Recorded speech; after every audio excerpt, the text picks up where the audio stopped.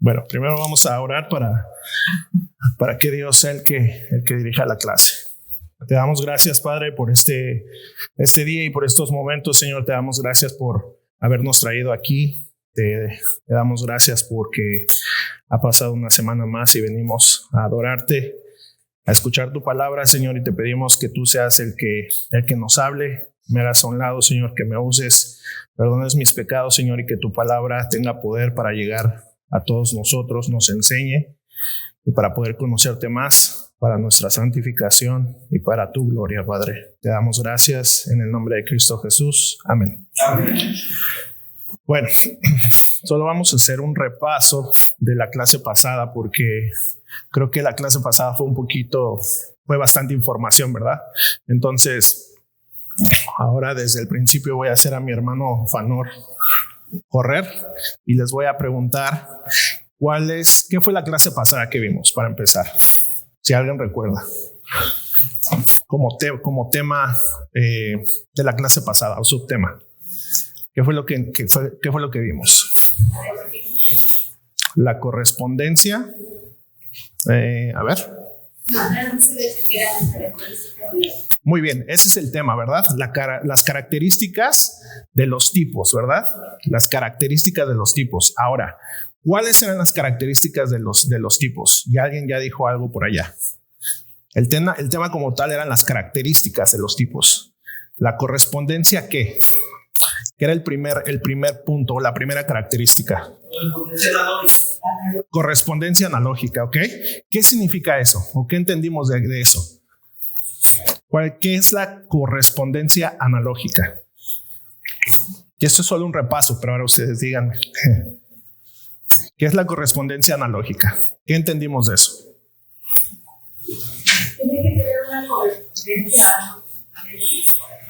Tiene que tener una correspondencia al Nuevo Testamento.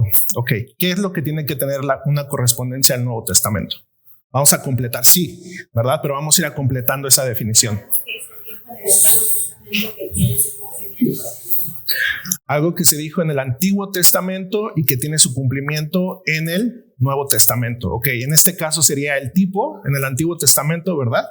Y tenía su correspondencia analógica en el Nuevo Testamento, que sería el antitipo. Muy bien. Y eso es precisamente la primera característica que vimos, ¿verdad? Debe tener una correspondencia en el Nuevo Testamento, algo a lo que está apuntando. Y vimos un ejemplo ahí, ¿verdad? De hecho, en cada una de las características vimos un ejemplo. Entonces, es una correspondencia analógica. Y ahí en la característica, correspondencia analógica, nos dice exactamente qué es, ¿verdad? ¿Qué es una analogía? Eso también ya lo vimos, para que lo podamos entender y cerrar el concepto y pasar a la siguiente característica. ¿Qué es una analogía? Porque ahí dice correspondencia analógica, ¿verdad? Entonces, ¿qué es una analogía? ¿Cómo lo pueden ustedes explicar? ¿Sí? Una comparación. Una comparación de características que a veces no son lo mismo entre una y otra, que en este caso sería el tipo y el antitipo, pero tienen características similares y que precisamente el tipo apunta, precisamente lo que ustedes ya dijeron, esas características apuntan al antitipo. Muy bien. ¿Cuál es la segunda característica? Historicidad. ¿Qué significa historicidad? ¿O qué entendemos por historicidad? Marco histórico. Habla del marco histórico. Ajá. ¿Qué más? Para ir completando esa definición. Debe de ser parte de la historia de redención. Muy bien. Entonces, dentro de ese marco histórico o dentro de toda la historia de redención, tiene que estar dentro de eso, ¿verdad? O sea, no podemos hacer como le dijimos, y estas características son como rieles que tenemos precisamente para que podamos nosotros no desviarnos y hacer tipos de cualquier cosa, ¿verdad? Estas características nos están dando ciertas características, perdón por la redundancia, precisamente para que no hagamos tipos de cualquier cosa, ¿verdad? Muy bien. Entonces, historicidad, como lo dice ahí, en el marco histórico de las escrituras debe estar su contenido, debe de ser parte de la historia de redención. Y también vimos otro ejemplo ahí. Ok, muy bien. ¿Qué es la siguiente característica? ¿Cuál, perdón? Escalonamiento. ¿Qué significa escalonamiento? Es como la relación que va avanzando en la historia. Es conforme a la revelación que va avanzando en la historia, ¿ok? Vamos a completar esa definición. ¿Alguien más? Es conforme va avanzando la revelación en la historia. ¿Qué va avanzando?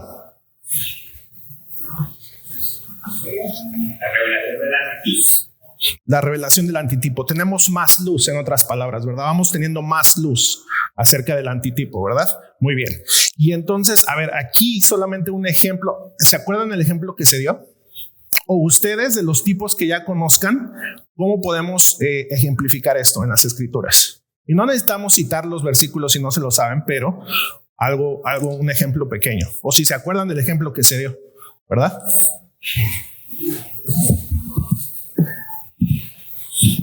¿Quién sería alguien, un ejemplo de eso? La siguiente ejército de hombres, cuando se le dice ya te vi. la siguiente de la mujer, Ajá. obviamente que va a usar la cabeza de la serpiente. Ok. Eso sería Y esa sería la primera luz, ¿verdad? la luz. Y luego vamos a avanzar descubriendo que obviamente la siguiente Cristo Ok. está venciendo sobre nuestra. Muy bien. Y conforme la revelación de las escrituras va avanzando, tenemos más luz acerca de quién es ese redentor, ¿verdad? De quién es ese Cristo o ese Mesías que había de venir, ¿verdad? Ese sería un ejemplo. Bueno, aquí dijeron escalonamiento. Faltó uno y a lo mejor ya lo vieron ahí. ¿Cuál es el que falta?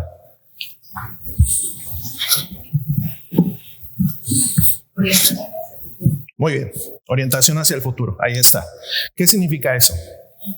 Y bueno, ahí lo dice, ¿verdad? Apunta a la culminación, que es el antitipo, ¿verdad?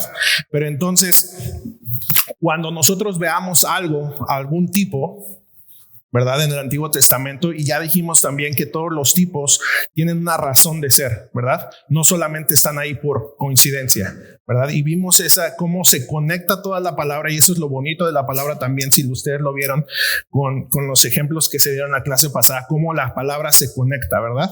Y entonces tiene el porqué, y ahora entendemos muchas más cosas y los tipos, y cuando veamos ya específicamente los pactos uno por uno, nos vamos a dar cuenta que todas las escrituras tienen un porqué, o por qué están escritas, ¿verdad?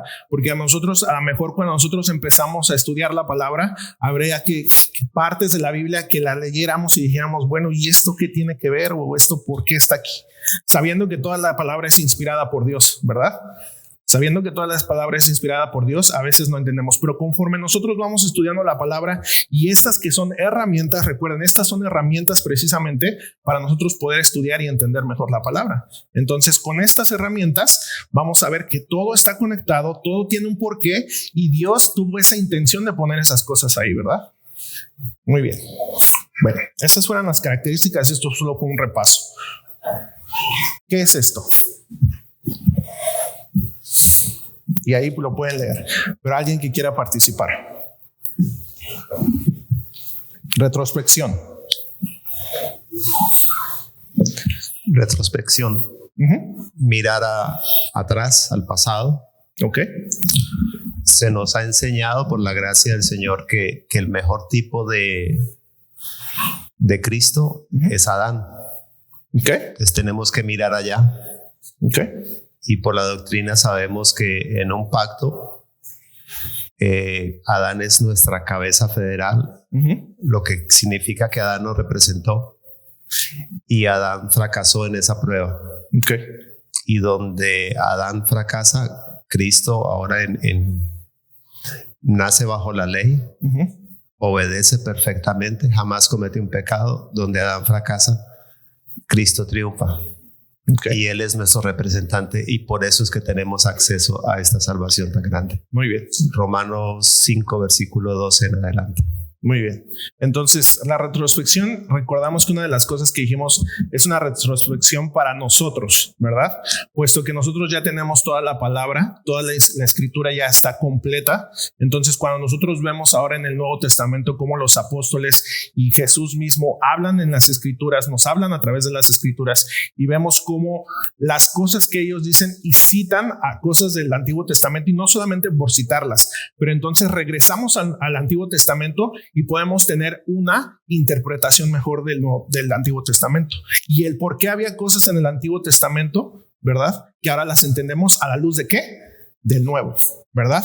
Porque cuando ya llega el antitipo, como ya lo mencionamos, ya es la revelación completa, ya sabemos que ese antitipo apuntaba al antitipo y entonces ya comprendemos mejor lo que en el Antiguo Testamento había, ¿verdad? Entonces eso es retrospección, recuerden, es para nosotros, ¿verdad? Un ejemplo sería lo de Adán y otro ejemplo sería...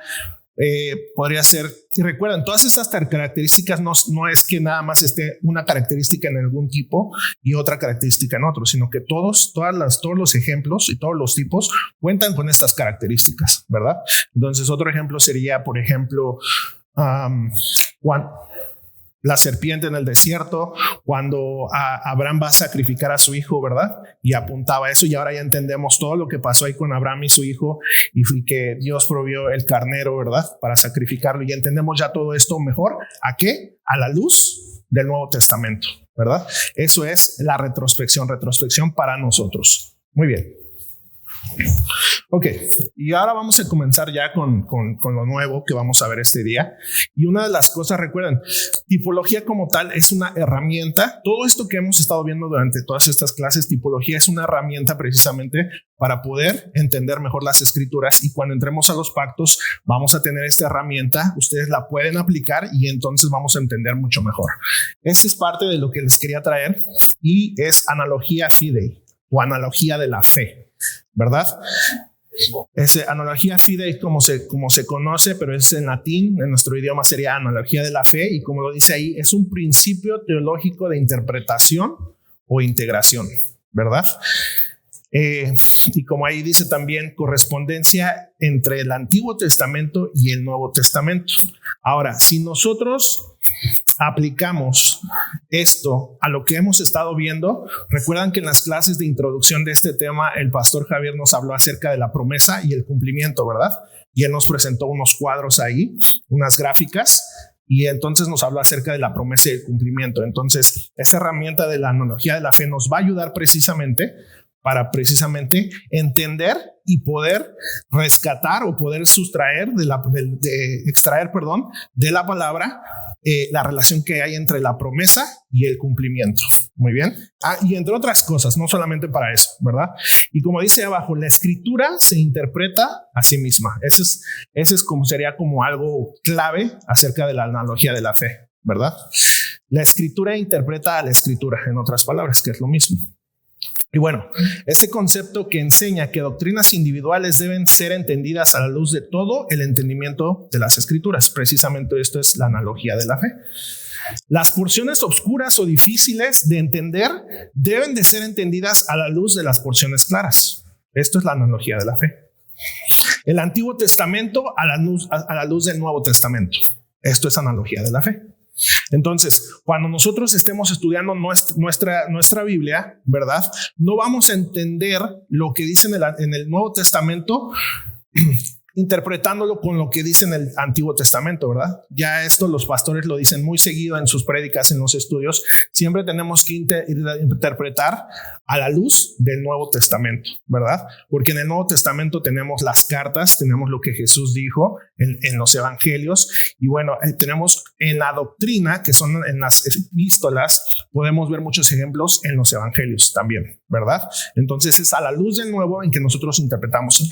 Y esto es importante, hermanos, porque muchas personas interpretan la Biblia al revés. O sea, interpretan a la luz de lo que el Antiguo Testamento dice con el Nuevo Testamento.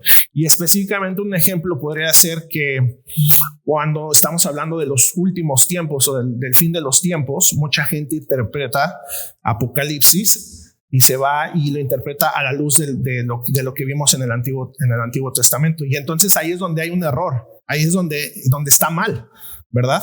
Porque si nosotros podemos tomar el lenguaje, y especialmente en Apocalipsis tomo el ejemplo porque ustedes saben que es un lenguaje altamente figurativo, ¿verdad? A veces lo leemos y decimos, ¿qué es todo esto? Entonces tenemos que tener especial cuidado. Como ejemplo tomo el libro de Apocalipsis, en el cual nosotros podemos ver y podemos tener y fijarnos lo que en el Antiguo Testamento habla acerca de ciertas cosas, pero no para tomarlo como base para interpretar lo que en el Apocalipsis nos está diciendo, ¿verdad? Porque ahí es donde estamos errando, ahí es donde vamos a tener una interpretación errónea, ¿verdad? Entonces, esto es analogía de la fe. Bueno, y les puedo citar Romanos 12:6, que dice: de manera que, teniendo diferentes dones, según la gracia que nos es dada, si el de profecía, úsese conforme a la medida de la fe. Y ese es el versículo que podría ser, digamos, un estandarte para hablar acerca de la analogía de la fe. ¿Ok? Es el principio de esta regla hermenéutica. La podemos expresar de la siguiente manera, como una definición. Es evidente que el Dios Todopoderoso no actuó sin un diseño en el cristianismo, y eso ya lo vimos. Sabemos que todo lo hizo con un propósito y con un diseño. Este diseño debe de ser uniforme en el Evangelio. Todas las verdades que encontramos, las doctrinas, declaraciones, preceptos y promesas deben corresponder al fin designado, ¿ok? Para no desviarnos, no errar. Y estas lo sigo repitiendo y lo voy a seguir repitiendo. Estas son herramientas para que no nos salgamos de esos rieles que hablamos en las primeras clases, ¿verdad? Y para que no tengamos una interpretación errónea. La mejor base y gobierno de la interpretación tipológica, que es lo que estamos viendo, en adición al método de los apóstoles y de la analogía fide, que es esto precisamente, es ver a Cristo como el centro del canon. Es como a ver a Cristo como el centro de las Escrituras, ¿verdad? Y eso nos va a ayudar y eso nos va a no permitir desviarnos por otro lado. La tipología, la analogía de la fe y el centro es Cristo, ¿verdad? Eso son claves que nos van a ayudar a poder estudiar bien y sin errores la palabra. Muy bien. Y aquí solamente les traigo un comentario de un teólogo y dice lo siguiente: toda la acción de Dios en la historia antiguo testamentaria prefigura su acción y revelación únicas en Cristo. Podemos decir que un tipo es un acontecimiento, una serie de circunstancias o un aspecto de la vida de un individuo o de la nación que encuentra un paralelo y una realización más profunda en la vida encarnada de nuestro Señor, en su provisión para las necesidades de los hombres y en sus juicios y reinado futuro. Así que un tipo presenta un patrón y reinado futuro. Los tratos de Dios con los hombres que continúan en el antitipo, cuando a la venida de Jesucristo y el establecimiento de su reino, esos tratos de Dios se repiten, aunque con una plenitud y un carácter definitivo que no exhibieron antes, es decir, que no exhibieron en el tipo, ¿verdad? Y ya lo vimos en los ejemplos con las características que hemos estado viendo. Ustedes pueden ver que con los tipos hay ciertas cosas que se parecen cuando vemos el antitipo, pero son más excelsas o mayores, como ya lo vimos en los ejemplos, con el antitipo, ¿verdad? Con el antitipo. Aquí, hasta aquí voy a hacer una pausa. ¿Alguien tiene un comentario o una pregunta?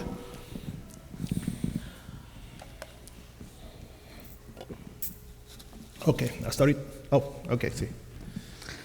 Sí, yo creo que esto es importante, esta parte de la analogía de la fe, porque, bueno, como ya se ha dicho, también Pastor Ricardo lo ha enfatizado en otras clases,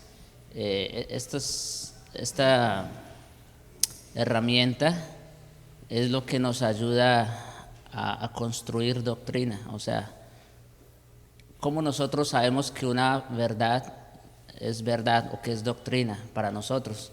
Bueno, tomamos como partida este principio de hermenéutico. Entonces, esto es muy, muy importante que todos de alguna manera lo manejemos, ¿ve? O sea, yo sé, principalmente, obviamente los pastores, maestros deben manejarlo, pero todos en alguna manera, ¿saben? Tienen sus devocionales, sus lecturas, cómo entender este texto. ¿Ve? Y como tú lo dijiste, muchos se pierden sobre todo como en temas escatológicos. No, pero es que en Ezequiel dice esto y esto. O sea, ok, pero ¿cómo vamos a entender Ezequiel? ¿Ves? O ¿cómo vamos a entender Apocalipsis? Todo eso es importante. ¿Quiénes son los que nos proveen el significado último? Acuérdense que esto es una revelación y como tal es progresiva.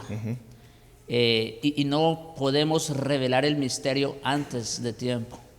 O sea, si el Señor dijo algo por medio de Daniel o de Ezequiel, ellos no son la última palabra, vamos a decir. Luego vinieron Cristo y luego los apóstoles. O sea que al final de cuentas, ¿dónde encontramos la mejor interpretación de todo lo que dijeron allá en el Antiguo Testamento? Cristo, y no solo Cristo, sobre todo los apóstoles, porque aún muchas cosas que Cristo dijo también necesitaban interpretación, ¿verdad? Entonces, bueno, eso quería resaltar, que es importante que todos como iglesia no solo lo sepamos, sino que lo aprendamos a manejar en cierta manera. Yo sé que hay personas que piensan que, bueno, eso dejémoselo a los teólogos, a los pastores. No, eso no es exclusivo para un grupo de personas, esto es para todo creyente. Es exclusivo, pero de todos los creyentes. Exacto. Y bueno, algo que quiero resaltar ahorita es que ya varios de ustedes se han acercado conmigo y me han dicho: hermano, ¿de dónde estudias? ¿O cómo estudias? ¿O cómo le haces? ¿O qué recursos tienes? Bueno, esto es parte de los recursos, ¿verdad?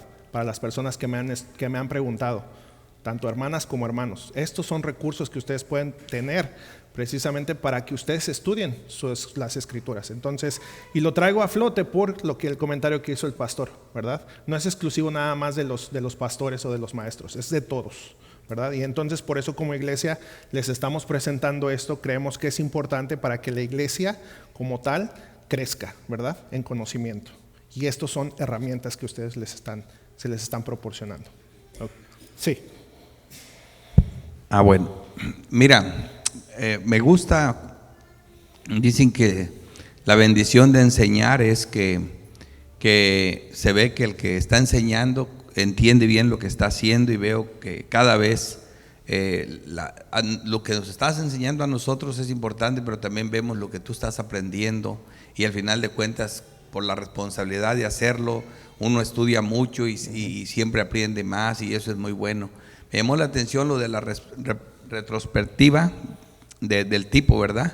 Porque precisamente, mira, las herramientas son hermosas, son hermosas para usarlas. Por ejemplo, hablando del libro de Apocalipsis, en retrospectiva yo me tengo que ir siempre a Daniel o a Ezequiel, que son los que hablaron de escatología en el Nuevo Testamento. Entonces sí es importante ir a ellos, pero sabiendo que el libro de Apocalipsis, aunque es muy simbólico, tiene muchos símbolos, mucha analogía, un lenguaje, maneja varios lenguajes, es una epístola, es profético, es escatológico, ¿entiendes? Y aparte tiene mucha, mencionaste tú la palabra, ¿muchas figuras?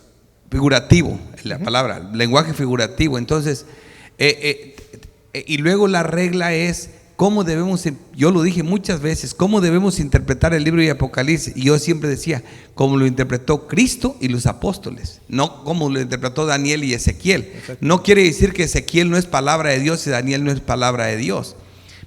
También a Ezequiel, a Daniel principalmente, se le mostró todo un Apocalipsis. Y lo vivió en su tiempo, varios de los acontecimientos. Pero también ahí vemos otra cosa que me emociona mucho todo esto cuando lo conecta uno con la escritura. Vemos un escalonamiento con Daniel. En la historia, el Apocalipsis por eso confunde a muchos, ha tenido escalonamientos. Es una historia que se ha dado en la historia, ha tenido historicidad también. ¿Entiendes? Porque como dijiste, estas características se aplican a cada uno de los tipos. Sí. No decir este es para este tipo y este es para el otro, no. Sí. Cada tipo tiene cada una de estas perspectivas, y eso es hermoso, sí, porque aprendes a disfrutar la palabra de Dios. Porque es hermoso, por ejemplo, por darles un ejemplo, Daniel ve 4 bestias y las ve separadas, y es hermoso que la Biblia le interprete. Mira, la primera bestia que estás viendo, ¿me entiendes? Se trata de un león, dice, se refiere. Estás hablando de Nabucodonosor, de ese imperio, ¿verdad? Que todo lo destrozó. La segunda bestia que estás viendo dice, se trata de un oso, corresponde a los medios persas que derrotaron a Nabucodonosor. La tercera bestia que estás viendo, el tigre, el leopardo, se trata de Alejandro, cómo llegó con 33 años y había conquistado el mundo y destrozó a los medios persas. Y la cuarta bestia dice, ahí casi me desmayo, eso me estoy muriendo. Es hermoso ir a la retrospectiva. ¿Por qué? Porque estaba hablando del imperio. O sea, si tomamos en cuenta que bajo el gobierno de Tiberio y todo eso, lo que ocurrió, que mataron a Cristo. Pilato estuvo ahí dando la orden de que lo asesinaran. Eso fue lo más horrible que hizo un imperio. Por eso dice, ahí me desmayaba yo. Entonces, y ya viene a Apocalipsis y vemos que es una sola cosa y cómo se relaciona todo con todo. Entonces quiere decir que se usa todo eso, pero la hermenéutica, al igual que la exégesis, son herramientas que quedan ocultas cuando uno presenta el mensaje, pero las usamos. Pero se usan, sí. Es como dicen, todo eso está tras bambalinas, ¿verdad? Para que cuando ustedes escuchan el mensaje aquí de los pastores, ya está aplicado todas estas herramientas, pero como lo dijo el pastor Javier, todo esto que acabamos de decir, lo que estamos aprendiendo ustedes, ¿verdad? Porque ¿quiénes están llamados a estudiar las escrituras, a escudriñar? ¿Los pastores nada más? Todos, ¿verdad? Cada uno de nosotros. Entonces, ¿cómo ustedes van a poder escudriñar mejor las escrituras? Teniendo uso de estas herramientas, ¿verdad? Porque entonces si no nos podríamos desviar con nuestros propios pensamientos, con lo que nosotros creemos que dice la palabra, con lo que nosotros creemos que dijo el vecino, ¿verdad? Entonces son herramientas que Dios en su providencia nos ha dado precisamente para usarlas, no solamente los pastores, todos nosotros, ¿verdad? Muy bien, vamos a seguir. Y aquí estas solamente las voy a leer porque como tal no es el tema, pero es como para refrescar y recordarlas, para que ustedes las tengan presentes. Bueno, adelante. Sí, perdón, no lo había visto. Hermano, también la analogía de la fe, yo lo que he entendido antes, no sé, me puede corregir. Casi no te escucho, hermano, perdón. Si le puedes subir un poquito más, por favor. Que analogía de la fe lo he comprendido, no sé, tal vez es correcto o no, si me puede ayudar. Que es una conexión, un proyecto que Dios ha dado con la vida del creyente para darnos revelación para el cumplimiento de su promesa en nuestras vidas. Que es una revelación, que es un proyecto de Dios dado al creyente, la analogía de la fe. Eso es lo que yo he entendido. Sí, si queremos usar esas palabras, sí. La analogía básicamente de la fe es una herramienta que nosotros, en palabras simples, es una herramienta que nosotros ocupamos, que cuando nosotros estemos estudiando, un ejemplo, estemos estudiando un texto que no sea muy claro a simple vista, ¿verdad? Porque hay textos, claro, que son más fáciles de entender o a simple vista simplemente leerlos no les requieren interpretación, como la doctrina de los apóstoles en alguna de las cartas. Tomemos Romanos, ¿verdad? Romanos trae mucha teología, pero hay cosas que no se necesitan interpretar porque son claras, planas, ¿verdad? Esto es esto y punto. Entonces la analogía de la fe cuando lleguemos la analogía de la fe es conectar los dos testamentos, pero también es que cuando nosotros entremos a un pasaje o un texto oscuro, lo interpretemos a la luz de ¿qué? ¿De mis pensamientos? ¿O de lo que yo creo que puede significar esto que no entiendo? No, a la luz de otros pasajes, y ahí conectamos de lo que dice la misma escritura, ¿verdad? Y tomé el ejemplo de Apocalipsis porque sé que a lo mejor es un libro que a veces causa mucho eso precisamente, ¿verdad? Entonces nada más es un principio que nosotros podemos agarrar para estudiar, pero sí. Quizás complementando, a Pedro dice, segunda carta, que ninguna profecía es de interpretación privada, sino que los santos hombres de Dios escribieron siendo iluminados, inspirados por el Espíritu Santo.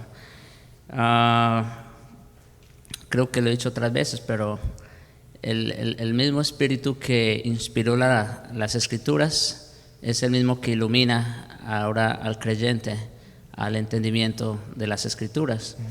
En ese sentido, hablando de la analogía de la fe, no es que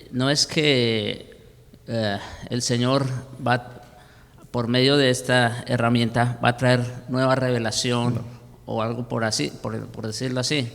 No, lo que me va a ayudar esta herramienta es a entender lo que ya el Espíritu inspiró.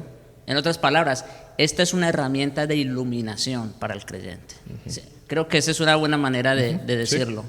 La analogía de la fe es una herramienta de iluminación para todo creyente, porque es el método por el cual nosotros, como digo, llegamos al entendimiento de verdades y de doctrinas en las Escrituras, pero no nuevas revelaciones, no interpretaciones personales, Privadas. nada de eso. Así es, muy bien.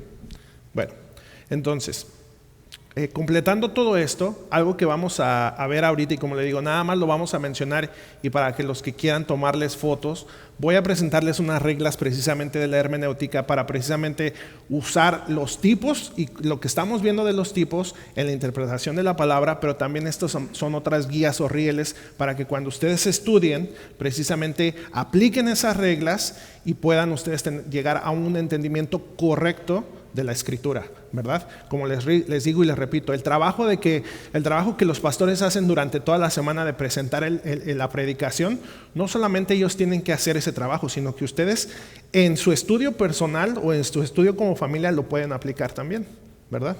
Entonces, estas son cosas que ya el pastor Valdés específicamente las ha dicho, las ha enseñado, las hemos estudiado, entonces solamente es como para refrescar, ¿verdad?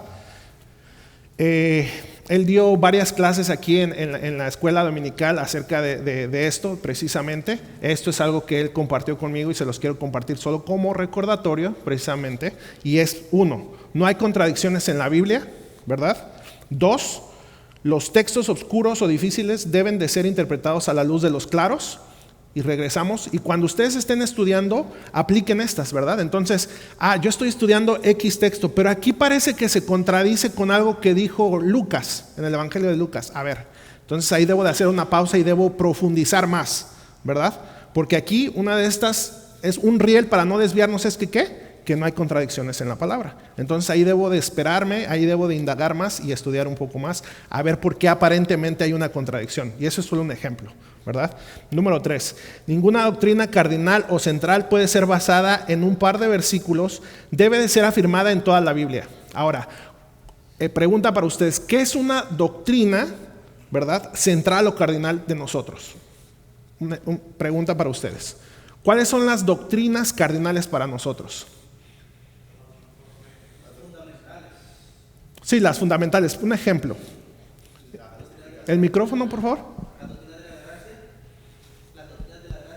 Las doctrinas de la gracia son doctrinas que nosotros extraemos de la palabra, sí, pero algo más central. La justificación solo por fe. La justificación solo por fe. El Espíritu Santo. ¿Qué más? Esto es cristianismo 1:1. Esto es básico que todo mundo se lo tiene que saber. La resurrección de Cristo, ¿verdad? Si nosotros no creemos en la resurrección de Cristo, entonces vana es nuestra predicación, ¿verdad? ¿Qué otra doctrina central pueden ustedes pensar? O básica, elemental. Salvación por gracia. Salvación por gracia. La Trinidad. La Trinidad. ¿Qué más, hermanos? La doctrina del infierno. Ajá. La encarnación de quién? De Cristo, exactamente. Las dos naturalezas de Cristo, o en teología se le llama la unión hipostática de Cristo, ¿verdad? Que es enteramente humano, pero enteramente también ¿qué? Dios. La Muy bien. Trinidad. La Trinidad. La Trinidad, sí, ya lo mencionamos. El Espíritu Santo. Ajá. Entonces, todas esas son doctrinas cardinales, esenciales, básicas. Entonces, todo eso que nosotros ahorita mencionamos, cuando ustedes estén estudiando las escrituras, precisamente, ¿qué es lo que dice? Ninguna doctrina cardinal o central puede ser basada en un par de versículos, debe ser afirmada en toda la Biblia. Y nosotros hemos visto mucho de esto con el pastor Valdés específicamente también, ¿verdad? Que nos enseña ejemplos, salmos, los evangelios, Antiguo Testamento, en donde quiera encuentras esa doctrina. Y eso es parte de las cosas que estamos viendo aquí. 4. Las doctrinas que parecen ser contradictorias deben de ser afirmadas y enseñadas por doctrinas ya establecidas. ¿Y cuáles son las doctrinas ya establecidas? Haciendo uso ¿de qué? De la analogía de la fe, lo que ustedes ahorita aprendieron en la diapositiva anterior, ¿verdad? Entonces, esas que son afirmadas y enseñadas por otras doctrinas, es decir, sabemos que una doctrina, por un ejemplo, es que la encarnación de Cristo, ¿verdad? Y la resurrección de Cristo. Si no hubiera encarnado Cristo, ¿tendríamos salvación? Pregunta. No. Si no hubiera resucitado Cristo, ¿habría salvación para nosotros? No. Y eso es claro, ¿verdad? Entendemos eso, claro. Entonces, a la luz de eso que nosotros, y eso es un ejemplo, a la luz de eso, entonces nosotros podemos interpretar o estudiar otras partes de las Escrituras donde ya tenemos claro que la resurrección y la encarnación de Cristo es algo principal, doctrinal, cardinal, es un pilar, ¿verdad? Muy bien. 5. Ninguna doctrina puede basarse en tipos, símbolos, parábolas o lenguaje figurado. Y aquí quiero hacer una pausa. ¿Por qué? Porque ¿qué estamos viendo nosotros? ¿Cuál es nuestro tema principal? Tipología, ¿verdad? Entonces, nosotros ya estamos aprendiendo a identificar y ver los tipos en el Antiguo Testamento y el antitipo, en donde culmina y todo lo que estamos aprendiendo. Pero de eso que estamos viendo no podemos hacer doctrina. ¿Y por qué? A ver, pregunta. ¿Por qué?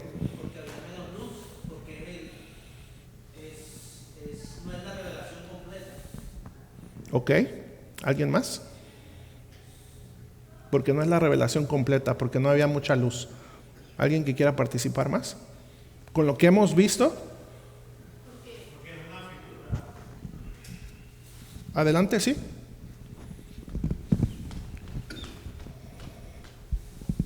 Como lo dice la misma Biblia, es una figura, una sombra, no es la explicación última, concluyente de lo que está pasando. Aparte, siempre el tipo está reflejado en una historia.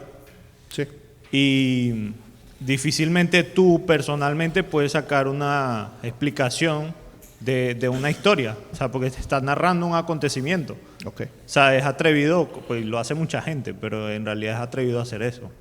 Okay. No es cuando la misma Biblia nos explica todo lo que significaban esas historias y todos esos acontecimientos para nosotros poder afirmar y concluir lo que la misma Biblia ya está explicando. Ok, muy bien, sí. De alguna manera eso es. ¿Por qué no podemos hacer doctrina de tipos? Ya lo vimos, ¿verdad? Los tipos, ¿a qué apuntaban? Al antitipo. No es la culminación final. Nos revelan cierta información y en su tiempo que fueron revelados también, ya lo vimos eso, tenían cierta verdad y aplicación para en el momento en que se reveló. Pero no era lo final, ¿verdad? Eso es lo primero. Apuntaban a algo y a la culminación. Y en este caso, lo principal, ¿quién es? A Cristo, ¿verdad? El ejemplo que puedo traer, que lo hemos usado varias veces para que sea mucho más fácil de entender esto, es nosotros podemos hacer doctrina de la serpiente que fue alzada en el desierto para salvación de los israelitas. No, ¿verdad? Porque ya lo entendemos ahora que apuntaba a Cristo. Pero en Cristo sí tenemos una doctrina y sí tenemos una enseñanza y creemos que Cristo tenía que ser crucificado, tenía que ser puesto en esa cruz, tenía que ser muerto por nuestros pecados precisamente para que muriera en lugar de nosotros. Y esa justicia de Él fuera imputada para nosotros. Ahí sí, ¿verdad? Pero entonces de la serpiente no. Se entiende más claro, ¿verdad? Jesús. Sí, ahí es bueno... aprovechando ese punto, hacer la distinción entre analogía de la Escritura y analogía de la fe. Sí. La analogía de la Escritura nos deja interpretar los textos más oscuros a la luz de los más claros. La analogía de la fe nos deja ver que la doctrina que está enseñándose se ve a la luz de toda la Escritura. En este caso, la analogía de los tipos y símbolos podemos aplicarlo a la luz de la analogía de la Escritura, desde el Antiguo hasta el Nuevo. Pero ya la doctrina la podemos rastrear a través de lo que es la analogía de la fe, que nos enseña el nuevo a la luz del antiguo en esa analogía de la Escritura. Interpretando lo que el antiguo nos decía. Gracias. Sí. Sí. Cuando hay una mala aplicación o no se respetan estas reglas, por eso es que hay iglesias donde todavía practican cosas como el arca, entonces llevan también ofrendas y hacen todo un espectáculo basado en lo que se hacía en aquel entonces. Sí. Y están pasando por encima o destruyendo todo este conocimiento que están haciendo doctrina del tipo, ¿verdad? Sí, de tipo, y eso no es correcto. Podemos mencionar que hay algunas denominaciones que todavía celebran el sábado, ¿verdad? Los adventistas. Y entonces lo hacen como lo hacían los judíos. Pero ellos no han entendido que eso apuntaba a ¿quién? ¿Quién es nuestro sábado? O nuestro sábado. Cristo ahora, ¿verdad? Muy bien. Entonces ya no hay necesidad de eso, ¿verdad? Voy a a mencionar una hablando de los pactos principalmente, que tiene una relación importante porque hace años se enseñaron aquí los pactos. El pastor Javier teníamos otra idea de los pactos, ¿verdad? Pero gracias al Señor, que entendiendo estas reglas hermenéuticas, corregimos eso, aunque ya después empezaron a hablar otros, pero nosotros lo vimos desde cuando vimos que Pablo decía que la vida de Sara y Agar era una alegoría, ¿verdad? Y que mientras el pacto de gracia, ¿verdad?, estuvo estéril, o sea, mientras Sara estuvo estéril, el pacto de gracia estuvo estéril. ¿Y quién reinó? La esclava. Reinaron las obras, reinó Agar, hasta que vino la simiente prometida, hasta que vino Isaac. Entonces, pero Isaac es el tipo. Tenemos que venirnos al antitipo, que es Cristo. Así que el pacto de gracia entra en efecto en Cristo. ¿Y cómo llegamos a esa conclusión? Porque fue Pablo el que nos dijo esa alegoría y a dónde apuntaba la alegoría. Es la más sorprendente hay cosas a quien se le hubiera ocurrido, ni al teólogo más puro, ni siquiera al que lo dijo, que la piedra donde sacaron el agua, esa roca era Cristo, sino porque la doctrina interpreta. Por eso la doctrina se vuelven como los lentes doctrinales, como el telescopio, como la interpretación no solo de los evangelios, sino de todas las escrituras. Por eso le dice Cristo a los apóstoles: a ustedes les es concedido saber los secretos del reino. Eso es lo más grande que tenemos. Así que todo lo tenemos que examinar y en las doctrinas son los descubrimientos de todos los antitipos. Ahí es donde ellos apuntan todos, y son las doctrinas las que nos declaran todos los tipos. Así es. Entonces, por eso es tan importante tener ese conocimiento bien claro. Sí. Gracias, pastor. Sí. Solo para decir que precisamente no se puede hacer doctrina de tipos, símbolos, parábolas, etcétera, porque esas son verdades veladas, tienen un velo, necesitan una explicación. El Señor habló muchas veces en parábola y quedaban en las mismas. El Señor luego se las tenía que explicar a los discípulos porque no entendían de qué se trataba. Igual si vamos al Antiguo Testamento, quedamos en la misma. Entonces, en cambio, cuando es prosa, como escriben los apóstoles, eso es diferente, porque ahí ya, o sea, ya no se necesita en ese sentido una interpretación nueva, ¿no? Lo que dijo Pablo, eso es, lo que dijo Pedro ahí, eso es, ¿ves? Cambia la cosa, es un lenguaje llano, un lenguaje claro. Sí. Entonces, por eso no podemos basar, ¿verdad?, de ese tipo de literatura, la doctrina. Para hacer doctrina. Así es. Muy bien, gracias, pastor. Para seguir avanzando, 6. Las epístolas interpretan a los evangelios y los evangelios ilustran las epístolas. Esto también se los ha mencionado mucho se ha mencionado aquí, ¿verdad? Los pastores lo mencionan a cada rato. Las epístolas interpretan a los evangelios ilustran las epístolas. ¿Ok? 7. Hacer uso de los textos de plena mención o amplia, también ya se mencionó. Los textos más claros, ¿verdad?, nos van a servir para interpretar los que no son tan claros o más oscuros, ¿verdad? 8. La doctrina no puede dictar o alterar las escrituras. Un claro ejemplo, ¿qué es? Roma, ¿verdad? La Iglesia Católica Romana. Por encima de las escrituras está ¿qué? Su doctrina, sus tradiciones, y después vienen las escrituras. Y a través de su doctrina, a través de sus tradiciones, interpretan las escrituras, ¿verdad? Ese es un claro ejemplo. 8. La doctrina no puede dictar o alterar las escrituras, ya lo mencionamos. 9. Debemos de tener en cuenta la necesidad de entender el ciclo de interpretación, preconcepciones o tradiciones impuestas en el texto. Y es algo muy relacionado a lo que estoy diciendo ahorita, ¿verdad?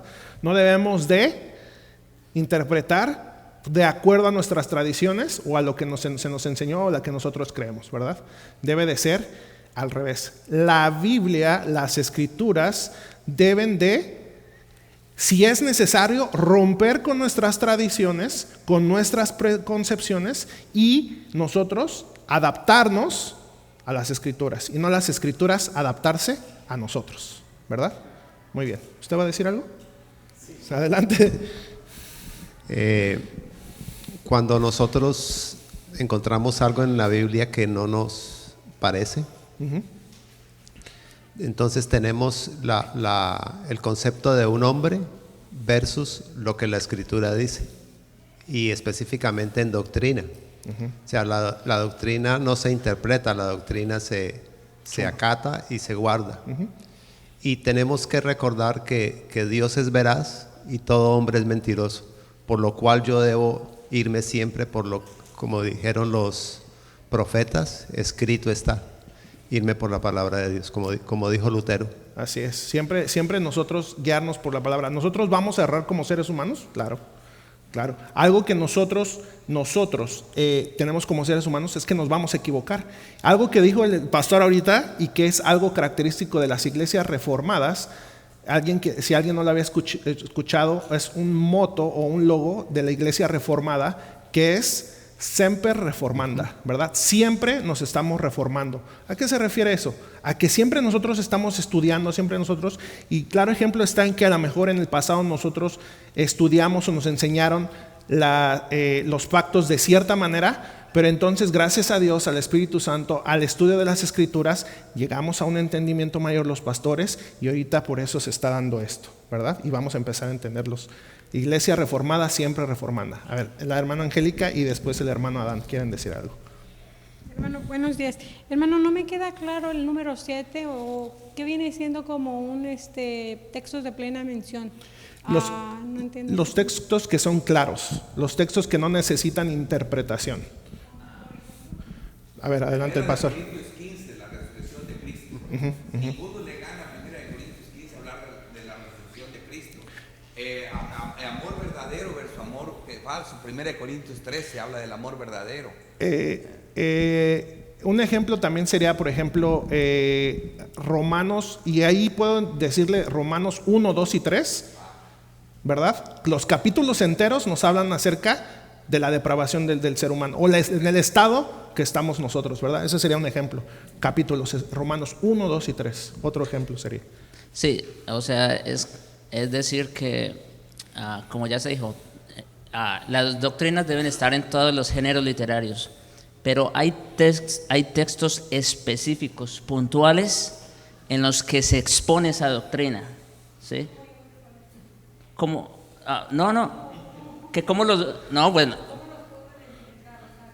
bueno, como dijo Dani, por ejemplo, sí, es verdad. Bueno, por un lado nosotros, ¿verdad? Continuamente estamos explicando, estamos exponiendo y a veces somos enfáticos. Mira, Ricardo lo ha dicho cuando estuvo exponiendo Corintios. Mira, el texto clásico para hablar del arrepentimiento verdadero, 2 Corintios 7. No hay otro texto en la Escritura que le gane a hablar en cuanto al verdadero arrepentimiento.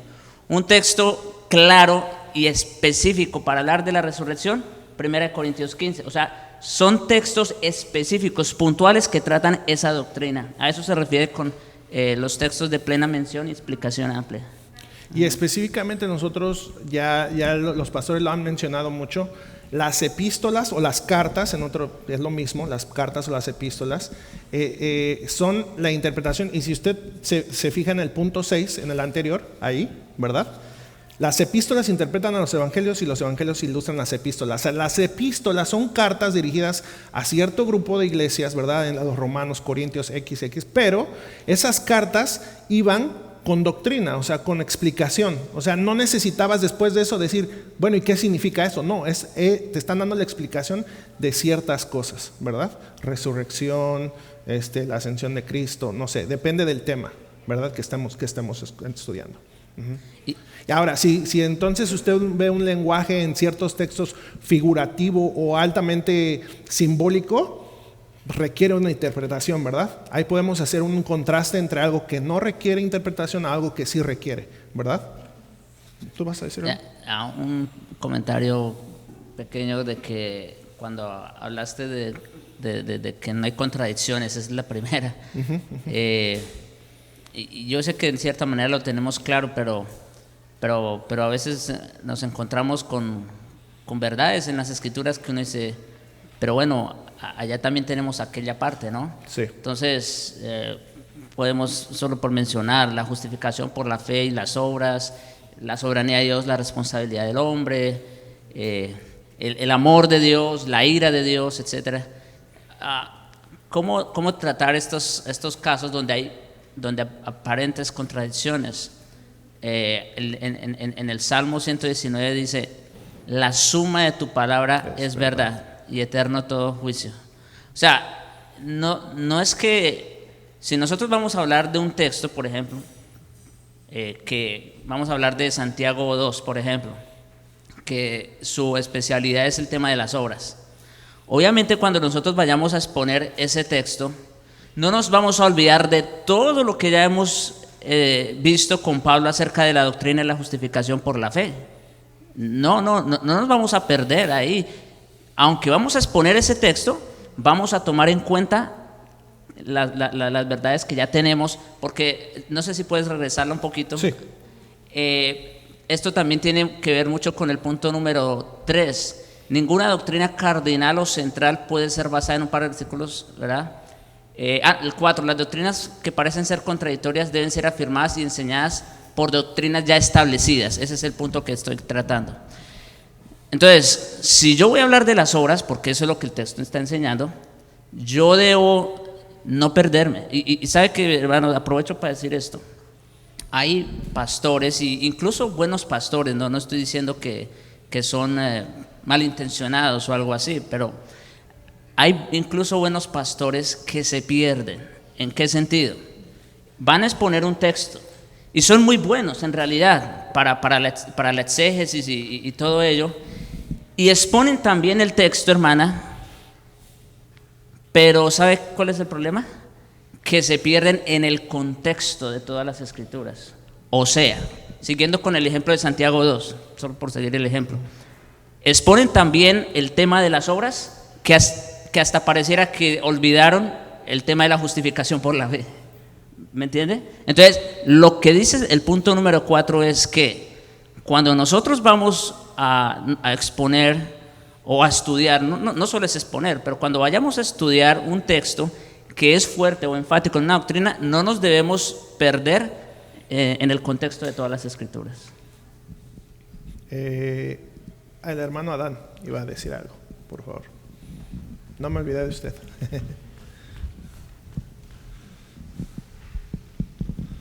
Hermano, con referente al tipo del antitipo, siempre se menciona como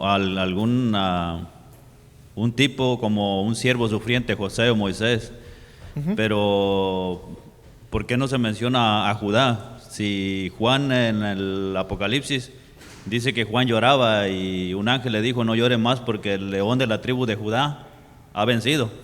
Entonces miramos que Judá pues no fue hijo de la amada, sino de Lea, y él también intervino por Efraín, su hermano, delante de José y también delante de Jacob. Pero ¿por qué no se mira como un tipo que era impetuoso, como un cachorro de león, que él era fuerte, así como Cristo era fuerte y nunca estuvo cobarde de enfrentar al mismo pueblo? Bueno, con los versículos que citó ahorita en Apocalipsis, se habla específicamente del león de la tribu de Judá, ¿verdad? Pero a quien se refiere es al león, no a Judá. Ese, bueno, pero no, a ver ¿qué? Sí, lo que está diciendo, obviamente, cada persona tiene su... yo oigo muchas personas que siempre que están hablando del matrimonio, de una infidelidad o de un padre que se portó malo, David pecó con Betsabé, David es un tipo del reinado de Cristo. Es un rey que reinó conforme a la voluntad de Dios. No que David tenía un corazón como el de Dios, porque Dios no tiene un corazón fornicario y asesino como lo tuvo David. ¿Me entiendes? No, David reinó conforme a la voluntad de Dios, era un rey. Entonces David es un tipo en cuanto al reinado. Y te estoy contestando la pregunta. Aarón era un tipo del sacerdocio de Cristo, igual que Melquisedec, ¿verdad? Pero es todo lo que podemos pedir de Aarón. Moisés profético. Ahora, cuando hablamos de Judá, cuando su padre los bendice, le dice: cachorro de león es Judá, el cetro está en tu mano. Judá es un tipo del reinado de Cristo. ¿Me entienden? El cetro, el reinado viene de la tribu de Judá, De la tribu de Judá tenía que venir el rey, así que sí es un tipo del reinado de Cristo, o sea, pero es un tipo que tiene un escalonamiento en David y el antitipo final lo tiene en Cristo Jesús. Estaba tratando de encontrar una de las primeras diapositivas que les presenté cuando empezamos. Recordemos que una de las cosas que dijimos es que no de todo se hace tipos, pero tampoco es que nada más específicamente hagamos tipos de lo que se menciona plenamente. Entonces, como también les mencioné esa clase, hay teólogos que se van a un extremo al otro, pero claro está que podemos ver varios tipos, y eso es precisamente cómo podemos estudiar la Biblia para que nos dé una referencia de a dónde están apuntando, ¿verdad? Como lo dijo ahorita el pastor, apuntaba al reino de Cristo. Pero los ejemplos que yo he dado, y no sé si por ahí también vaya la pregunta de usted, los ejemplos que yo he dado solamente es para dar ejemplos del tema específico o de la característica. Eso no quiere decir que los que yo estoy presentando son los únicos tipos que hay. O sea, hay muchos, ¿verdad? Solamente yo estoy tomando ciertos para ejemplificar lo que se está exponiendo. Pero no quiere decir que sean los únicos. No sé si también por ahí va también la pregunta. No son todos. Y solamente para decir que cuando hablamos del tipo... Micrófono, por favor. Ahí está. Sí.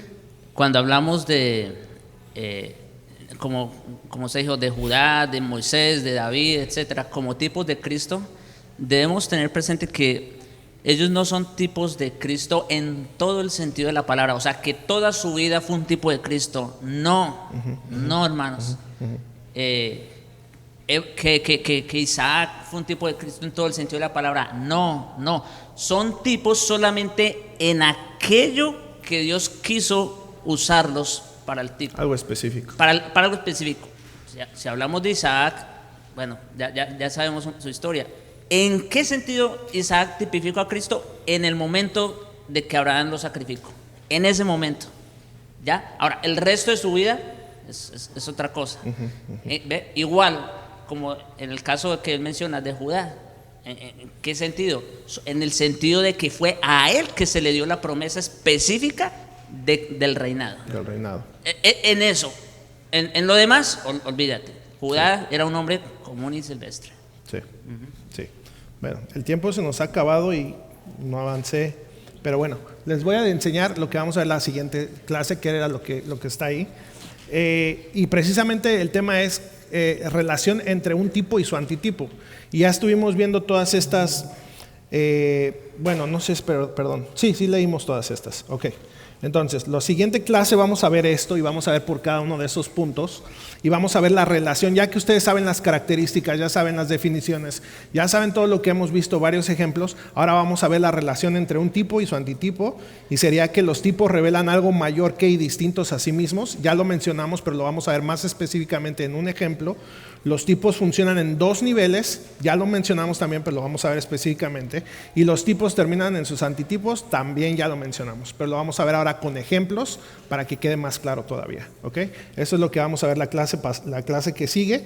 Y vamos a despedir en oración para poder entrar en el descanso. Te damos gracias, Padre, por estos momentos que tú nos has dado. Te damos gracias por tu palabra. Te damos gracias también porque podemos escudriñar tu palabra, entenderla mejor, Señor, mientras tu Espíritu Santo, Señor, nos dé más luz, más revelación, nos ilumine, Señor. Te pedimos que en cada uno de nosotros pongas tanto el querer como el hacer de estudiar tu palabra, Señor. Que no nos quedemos sin estar en tu palabra, Padre. No solamente aquí en la iglesia los domingos, Señor, sino todos los días, estando en comunión, aprendiendo más de ti, aprendiendo quién eres tú, nuestro Dios, Redentor y Salvador, Padre, a través de tu palabra. Te damos gracias en el nombre de Cristo Jesús. Amén.